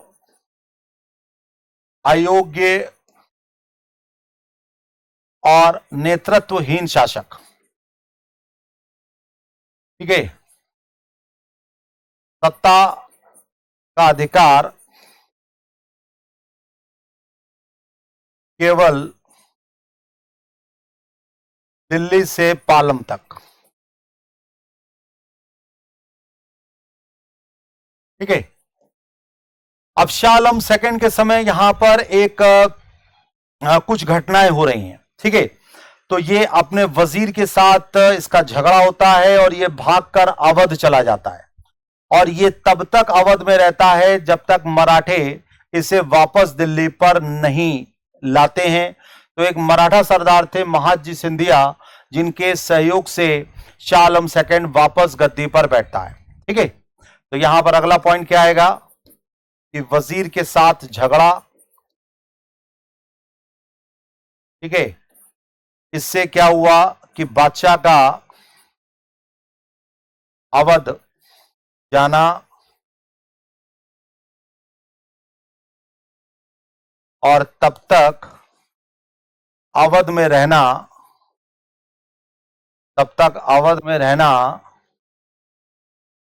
जब तक मराठे वापस उसे दिल्ली की गद्दी पर नहीं बैठालते। ठीक है, तो एक बहुत लंबे समय तक ये दिल्ली से बाहर रहा। 1761 से लेकर 1772 तक ये दिल्ली से बाहर रहा, है ना। और फिर हम देख रहे हैं कि यहां पर इसके समय कुछ और घटनाएं हुई। पहली जो इंपॉर्टेंट घटना वो हो रही है वो है 1761 में पानीपत का तीसरा युद्ध। ठीक है, तो पानीपत का जो तीसरा युद्ध हुआ, इसमें मराठे अहमद शाह अब्दाली से बहुत बुरी तरीके से हारते हैं। ठीक है, मराठों और अहमद शाह अब्दाली के बीच में युद्ध हुआ पानीपत में, जो कि हरियाणा में है, और वहां पर मराठे बहुत बुरी तरीके से हारे। दूसरी यहां पर जो इंपॉर्टेंट इसके समय घटना हुई वो हुई 1764 में बक्सर का युद्ध। ठीक है, तो बक्सर के युद्ध के बारे में अभी हम लोग आगे चर्चा करेंगे। ठीक है, फिर एक और घटना यहां पर हो रही है 1803 से लेकर 5 के बीच में, जो दूसरा आंग्ल मराठा युद्ध है। ठीक है, तो पहला आंग्ल मराठा युद्ध भी इसी के समय हुआ, है ना। पहला आंग्ल मराठा युद्ध जो हुआ था वो 1775 से लेकर और 1782 तक था। ठीक है, तो इसके समय यहां पर काफी सारी घटनाएं हो रही हैं और उन घटनाओं को यहां पर हम लोग देख रहे हैं। ठीक है, एक बार मैं सभी लोगों से चाहूंगा कि इसको मेन पॉइंट्स को सभी लोग आराम से देखें। तो अब यहां पर हम लोग बक्सर के युद्ध के बारे में थोड़ा सा डिस्कस करेंगे, क्योंकि ये एक बहुत ही इंपॉर्टेंट घटना है। बक्सर का युद्ध कब हुआ? 1764 में। ठीक है, तो प्लासी के युद्ध में जैसे जो है वो प्री डिसाइडेड था कि मतलब कौन जीतेगा ये सभी को पता था, लेकिन बक्सर के युद्ध में ये स्थिति नहीं थी। तो 1764 में हेक्टर मुनरो के द्वारा बक्सर का युद्ध जीतना और संयुक्त गठबंधन की सेनाओं को पराजित करना, ये युद्ध जो है वो इतिहास में एक मील का पत्थर है। ठीक है, तो यहां पर हम कह सकते हैं कि अंग्रेजी सेना का जो नेतृत्व है वो है हेक्टर मुनरो के पास। ठीक है, और जो संयुक्त गठबंधन इसमें कौन कौन है? मीर कासिम, जो कि बंगाल का हटाया हुआ नवाब है, अवध के नवाब सुजाउद्दौला, ठीक है, और शाह आलम सेकंड, जो कि मुगल बादशाह हैं। ठीक है, तो ये संयुक्त गठबंधन की सेना लगभग 70,000 के आसपास थी और जो अंग्रेजी सेना थी वो लगभग 7,000 के आसपास थी। तो 7,000 की सेना में भी कुछ लोग यहां पर विद्रोह करके मीर कासिम की जो गठबंधन की सेना थी उसमें मिल गए। तो एक्चुअल में अंग्रेजों के पास 7,000 की भी सेना नहीं थी, जबकि गठबंधन की सेना लगभग 70,000 से ऊपर थी। इसके बावजूद भी अंग्रेज यहां पर भारी पड़े, क्योंकि अंग्रेजों की सेना ट्रेंड थी, प्रशिक्षित थी, है ना। वहीं पे गठबंधन की सेना में काफी कमियां थी। तो इस युद्ध का अंत जो है वो इलाहाबाद की संधि के द्वारा होता है। ठीक है, तो हम ये कह सकते हैं कि युद्ध में अंग्रेजों की विजय। ठीक है, इलाहाबाद की 2 संधियां हुई। तो इलाहाबाद की जो पहली संधि थी वो हुई 12 अगस्त 1765 को, और ये हुई शाह आलम सेकेंड और रॉबर्ट क्लाइव के बीच में। ठीक है। इलाहाबाद की जो दूसरी संधि है वो हुई है 16 अगस्त 1765 को, और ये हुई है सुजाउद्दौला और क्लाइव के बीच में। तो इलाहाबाद की जो पहली संधि हुई उसमें अंग्रेजों को बंगाल, बिहार और उड़ीसा की दीवानी के अधिकार मिल गए, और शाह आलम सेकेंड जो है वो अंग्रेजों के पेंशनर बन गए या ईस्ट इंडिया कंपनी के पेंशनर हुए। ठीक है। तो यहां पर जो ये पहली संधि है इसमें अंग्रेजों को बंगाल, बिहार, उड़ीसा की दीवानी,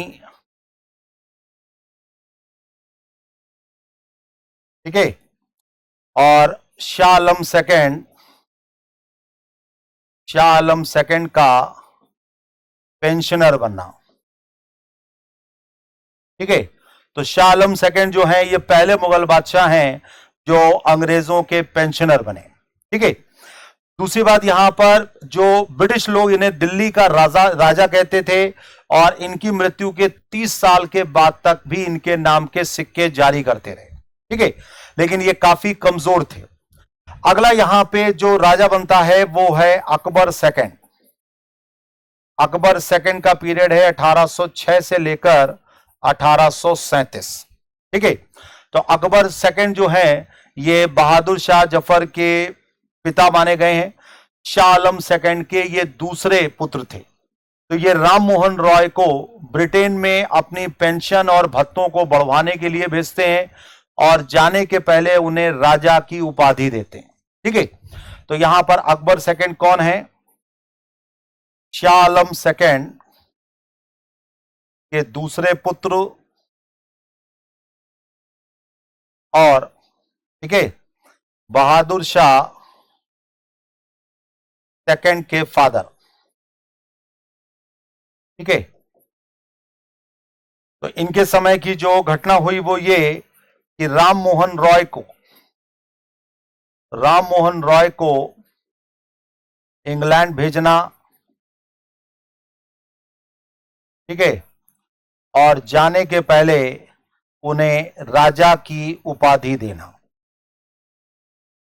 ठीक है।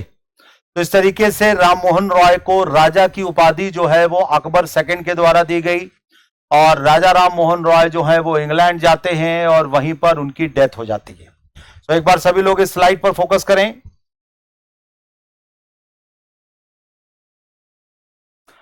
तो अकबर सेकेंड के समय जो अगली इंपॉर्टेंट घटना हो रही है वो हम लोग देखते हैं, वो है कि 1835 के आसपास ईस्ट इंडिया कंपनी ने अपने आप को मुगल सम्राट की प्रजा कहना बंद कर दिया, और मुगल बादशाहों के जो सिक्के थे वो जारी करना बंद कर दिया। ठीक है। तो यहां पर अगली चीज क्या आ रही है कि 1835 में ईस्ट इंडिया कंपनी का अपने को मुगल बादशाह की प्रजा कहना, मुगल बादशाह की प्रजा कहना, और बादशाहों के नाम के सिक्के जारी करना। ठीक है। बादशाहों के नाम के सिक्के जारी करना बंद करना। ठीक है। तो इस तरीके से ईस्ट इंडिया कंपनी जो है वो अपने आप को मुगल बादशाह की प्रजा नहीं कह रही है, और साथ ही साथ बादशाहों के सिक्के जारी करना भी बंद कर रही है। अकबर सेकेंड जो है वो एक महान कवि थे, और हिंदू मुस्लिम एकता के प्रतीक एक उत्सव है फूल वालों की सैर, इसकी शुरुआत का श्रेय भी अकबर सेकेंड को ही दिया जाता है। ठीक है। तो यहां पर हिंदू मुस्लिम एकता के प्रतीक के रूप में, एकता के प्रतीक के रूप में फूल वालों की सैर, फूल वालों की सैर उत्सव को प्रारंभ करना। ठीक है, तो अब यहां पे हम लोग अंतिम मुगल बादशाह के बारे में डिस्कस करेंगे, जो कि है बहादुर शाह सेकंड, जिन्हें बहादुर शाह जफर भी कहा जाता है। ठीक है, तो उसके बाद अपने थियरी वाला जो पोर्शन है वो समाप्त हो जाएगा। तो बहादुर शाह सेकंड, और इन्हें ही जफर इनका निकनेम था। तो 1837 से लेकर और 1858 तक ये आखिरी मुगल बादशाह बने। ठीक है, बहादुर शाह सेकंड जो है वो भारत के अंतिम मुगल बादशाह थे।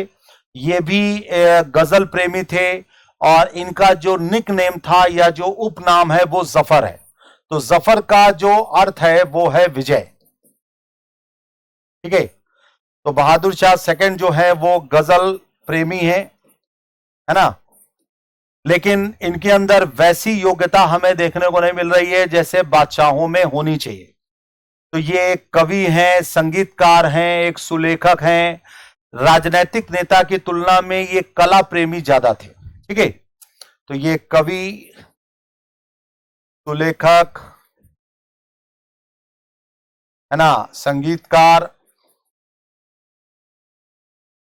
आदि, है ना। राजनैतिक नेता की तुलना में, राजनैतिक तुलना में कला प्रेमी अधिक।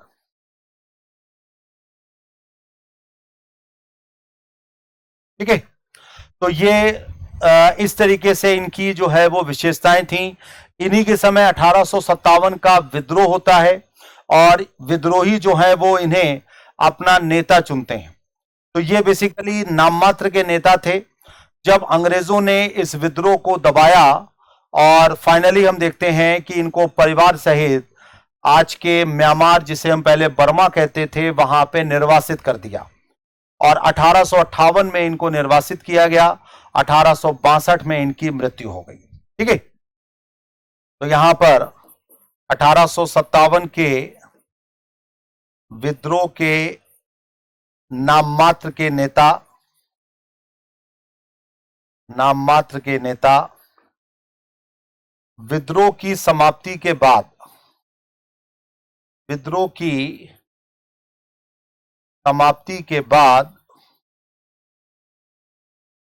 अंग्रेजों द्वारा परिवार सहित बर्मा, जिसे हम म्यांमार कहते हैं, भेजना। ठीक है, और 1862 में इनकी मृत्यु। ठीक है, तो इस तरीके से जो उत्तर मुगल शासक थे वो हम लोगों ने बहादुर शाह फर्स्ट से लेकर बहादुर शाह सेकंड तक, या बहादुर शाह जफर तक हम लोगों ने पढ़ा। तो अब हम लोग यहाँ पर इसी से रिलेटेड कुछ एमसीक्यूज करेंगे, और मैं सभी लोगों से चाहूंगा कि आप सभी लोग उन एमसीक्यूज पर फोकस करें, क्योंकि ये जो एमसीक्यूज हैं वो इसी टॉपिक से ही रिलेटेड हैं, और एग्जामिनेशन पॉइंट ऑफ व्यू से काफी इंपॉर्टेंट है। तो एक बार मैं चाहूंगा कि सभी लोग इस स्लाइड पर फोकस करें। ठीक है, तो अब हम लोग यहां पे कुछ एमसीक्यूज करेंगे। ठीक है, तो यहां पर जो पहला क्वेश्चन है वो देखिए कि which 3 of Aurangzeb son participated in the war of succession following his death. Aurangzeb की मृत्यु के बाद उत्तराधिकार के युद्ध में उसके किन 3 पुत्रों ने भाग लिया था। तो यहां पर हम लोगों ने डिस्कस किया था कि मोहम्मद मुअज्जम, मोहम्मद आजम और कामबख्श, ये 3 पुत्र जो हैं वो यहां पर शामिल हैं। तो मोहम्मद मुअज्जम, है ना, आजम शाह और कामबख्श, तो यहां पर option B is right answer. तो क्वेश्चन नंबर 1 का आंसर यहां पर ऑप्शन बी हुआ। Question number 2, which half hearted policy of conciliation did Bahadur Shah first adopt towards the Marathas. Bahadur Shah प्रथम ने मराठों के प्रति कौन सी आधी अधूरी सुलह की नीति अपनाई थी। तो क्वेश्चन नंबर 2 पर मैं चाहूंगा एक बार सभी लोग फोकस करें। ठीक है, तो अब यहां पर देखिए, आधी अधूरी जो सुलह की नीति है उसमें हम ये कह सकते हैं कि उसने सरदेशमुखी तो दी, लेकिन चौथ देने से इनकार कर दिया। ठीक है, तो यहां पर ये वाला जो ऑप्शन है वो ज्यादा सही माना जाएगा। He granted only the sardeshmukhi but refuse to grant the chauth. तो क्वेश्चन नंबर 2 का आंसर यहां पर बी है। ठीक है, question number 3, which ruler in Mughal history is considered the first puppet ruler. Mughal इतिहास में किस शासक को पहला कठपुतली शासक माना जाता है? तो एक बार सभी लोग क्वेश्चन नंबर 3 पर फोकस करें। तो ये हम लोगों ने डिस्कस किया था कि जहांदार शाह जो है वो पहला कठपुतली शासक है। जहांदार शाह को लस्टफुल फूल कहा गया है ना। और ये जो इनका पीरियड है वो 1712 से 13 तक माना जाता है। ठीक है, तो पहला जो कठपुतली शासक है वो यहां पे जहांदार शाह के रूप में आया। अगला है, what was the primary objective of the ijara system introduced by wazir Zulfiqar Khan. तो वजीर जुल्फिकार खान के द्वारा शुरू की गई इजारा प्रथा है ना का मुख्य उद्देश्य क्या था? क्वेश्चन नंबर 4 पर ध्यान दीजिए। तो इसका जो मुख्य उद्देश्य था है ना वो क्या था? To improve the financial condition of the empire, साम्राज्य की वित्तीय स्थिति में सुधार करना। क्योंकि जो इजारा व्यवस्था थी वो बेसिकली ठेके पर भू राजस्व को वसूलने से जुड़ी थी, और जो जितनी ज्यादा बोली लगाता था उसी को ये मतलब ठेका दिया जाता था। तो एक्चुअली में देखा जाए तो जो साम्राज्य की फाइनेंशियल कंडीशन है उसको सुधारना ही इस व्यवस्था का मुख्य उद्देश्य था। ठीक है, सो क्वेश्चन नंबर 4 का आंसर ऑप्शन बी हुआ। Question number 5, with which Maratha ruler did the Sayyid brothers conspire to assassinate Farrukhsiyar in 1719। Sayyid बंधुओं ने किस मराठा शासक के साथ मिलकर 1719 में फर्रुखसियर की हत्या की योजना बनाई थी? सो क्वेश्चन नंबर 5 पर एक बार फोकस करें। ठीक है, सो ये हम लोगों ने पढ़ा था, बालाजी विश्वनाथ जो कि मराठा पेशवा थे उनके साथ मिलकर ये योजना बनाई गई। और फर्रुखसियर जो है वो सैयद बंधुओं से अपने आप को नियंत्रण से मुक्त करने के लिए 3 बार प्रयास कर चुका था, लेकिन तीनों बार ही नाकाम प्रयास थे। और इस तरीके से जो फर्रुखसियर है उसको हटाने के लिए सैयद बंधु जो है वो मराठा पेशवा के साथ मिलकर उसे हटाते हैं। ठीक है, क्वेश्चन नंबर 6 पे आते हैं। Which grandson of Aurangzeb rebelled in Agra during the reign of Rafi ud Daula and seize the throne. Agra में औरंगजेब के किस पोते ने रफी-उद-दौला के शासनकाल के दौरान विद्रोह किया और सिंहासन पर कब्जा कर लिया? तो क्वेश्चन नंबर 6 पर एक बार फोकस करें। ठीक है, क्वेश्चन नंबर 6 में हम देखें तो यहां पर जो नेक्सियर है उसके बारे में हम लोगों ने डिस्कस किया था कि नेक्सियर जो है वो रफी-उद-दौला, ठीक है, रफी-उद-दौला के शासनकाल में नेक्सियर आगरा के किले पर कब्जा करता है और उसके साथ में एक नगर ब्राह्मण है जिसका नाम है मित्रसेन, वो उसकी मदद करता है। तो नेक्सियर को हटाने का काम किसका था? सैयद बंधुओं में हुसैन अली खान का। हुसैन अली खान जो है वो नेक्सियर को हटाता है। Next question, question number 7, with the assistance of which wazir did Mohammad Shah Rangila remove the Sayyid brothers from power. Mohammad Shah Rangila ने किस वजीर की सहायता से सैयद बंधुओं को सत्ता से हटाया था? तो क्वेश्चन नंबर 7 पे एक बार फोकस करें। ठीक है, तो ये हम लोगों ने डिस्कस किया था, निजामुल मुल्क जिसका नाम है चिनकलिज खान, उसके साथ मिलकर सैयद बंधुओं को सत्ता से हटाया गया था। तो सैयद बंधु जो है वो 2 भाई थे, अब्दुल्ला खान और हुसैन अली खान। हुसैन अली खान ज्यादा योग्य था तो सबसे पहले हुसैन अली खान की हत्या की गई, बाद में अब्दुल्ला खान की हत्या की गई। ठीक है, तो इस पूरे घटनाक्रम में चिनकलिज खान ही मुख्य रोल प्ले कर रहे हैं। अगला क्वेश्चन है question number 8, what was the immediate cause of Nadir Shah invasion of India. Nadir Shah के द्वारा भारत पर आक्रमण करने का तात्कालिक कारण क्या था? सो क्वेश्चन नंबर 8 पर सभी लोग फोकस करें। ठीक है, तो अब यहां पर जो तात्कालिक कारण है वो ये, the detention of the Iranian envoy by Mohammad Shah Rangila. हम लोगों ने डिस्कस किया था कि जब नादिर शाह गद्दी पर बैठा है 1736 में, तो मोहम्मद शाह जो है वो अपने फारसी दरबार में जो राजदूत है वो उसे वापस बुला लेता है, और नादिर शाह जो है वो मुगल दरबार में 3 दूत भेजता है। तीसरे दूत को मोहम्मद शाह रंगीला के द्वारा रोक लिया जाता है, और ये इस युद्ध का तात्कालिक कारण था। ठीक है, सो क्वेश्चन नंबर 8 का जो आंसर होगा वो ऑप्शन बी है। Question number 9, which Mughal noble secretly invited Nadir Shah to invade India. Nadir Shah को भारत पर आक्रमण करने के लिए किन मुगल रईसों ने आमंत्रित किया? तो क्वेश्चन नंबर 9 पर सभी लोग फोकस करें। ठीक है, क्वेश्चन नंबर 9 में हम लोगों ने डिस्कस किया था कि सादात खान और निजामुल मुल्क, ठीक है, सादत खान और निजामुल मुल्क, निजामुल मुल्क जो है वो हैदराबाद राज्य का संस्थापक है, सादत खान जो है अवध के संस्थापक माने गए हैं। तो इन दोनों लोगों ने नादिर शाह को इनवाइट किया और बाद में सादत खान ही नादिर शाह को दिल्ली पर अटैक करने का लालच दे रहे हैं, ठीक है, ताकि उसे 20 करोड़ रुपया प्राप्त हो। क्वेश्चन नंबर 9 का आंसर ऑप्शन बी हुआ। Question number 10, under the treaty concluded following Nadir Shah victory which geographical region were the Mughals compelled to cede to him. Nadir Shah की जीत के बाद हुए समझौते के तहत मुगलों को कौन सा भौगोलिक क्षेत्र उसे सौंपना पड़ा? क्वेश्चन नंबर 10 पर फोकस करें, बहुत सिंपल क्वेश्चन है।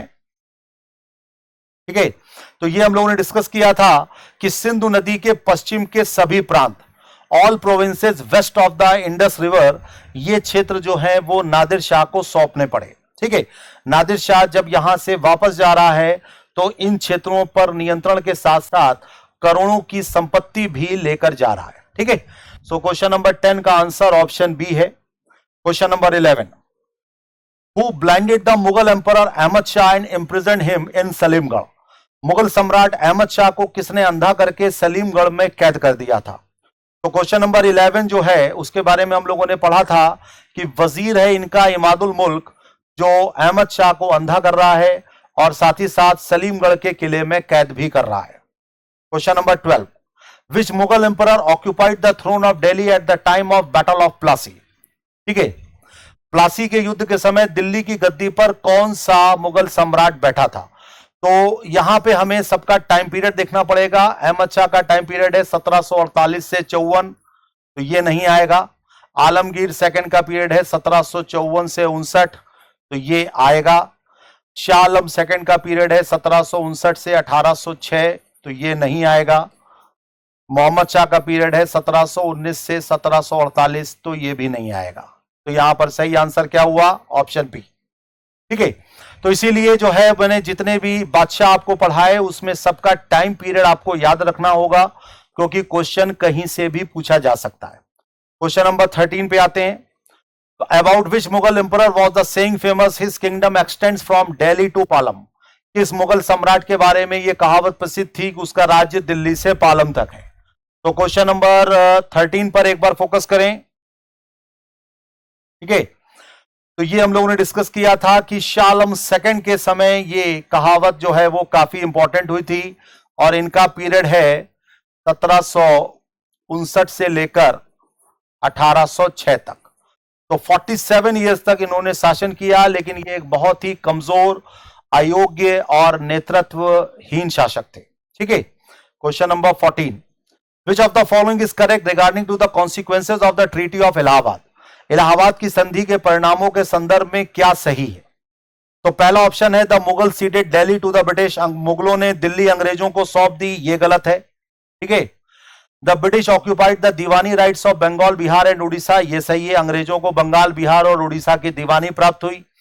तीसरा है the British took Shah Alam second prisoner, तो बंदी नहीं बनाया है, पेंशनर बनाया है।